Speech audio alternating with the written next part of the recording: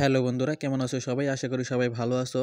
2025 সালে যারা নতুন জন্ম নিবন্ধন করতে চাচ্ছ তাদের জন্ম নিবন্ধন করতে কি কি কাগজপত্র লাগবে সেটাই আজকে তোমাদের জানাবো।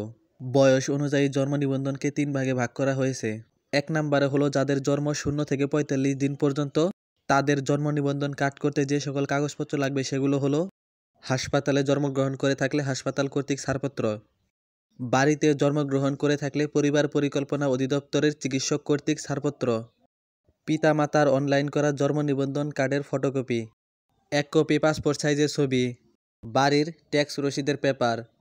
2 নম্বরে হলো যাদের বয়স 46 দিন থেকে 5 বছর পর্যন্ত, তাদের জন্ম নিবন্ধন কার্ড করতে যে সকল কাগজপত্র লাগবে সেগুলো হলো: টিকা কার্ডের সত্যায়িত ফটোকপি, পিতামাতার অনলাইন করা জন্ম নিবন্ধন কার্ডের ফটোকপি, 1 কপি পাসপোর্ট সাইজের ছবি, বাড়ির ট্যাক্স রসিদের পেপার।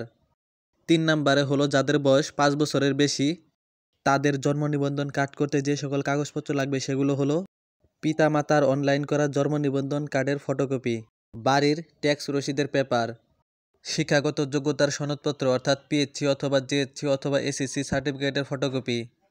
এই সকল কাগজপত্র নিয়ে ইউনিয়ন অফিসে জমা দিলে তারা কিছুদিন পরে যাচাই বাছাই করে তোমাকে জন্ম নিবন্ধনের কার্ড করে দিবে। তো এই বিষয়ে তোমাদের যদি কোনো প্রশ্ন থাকে তাহলে তা কমেন্টে অবশ্যই জানাবে। আজকের ভিডিওটি এ পর্যন্তই, দেখা হবে অন্য কোনো ভিডিওতে। সে পর্যন্ত ভালো থাকবে, সুস্থ থাকবে। আসসালামু আলাইকুম।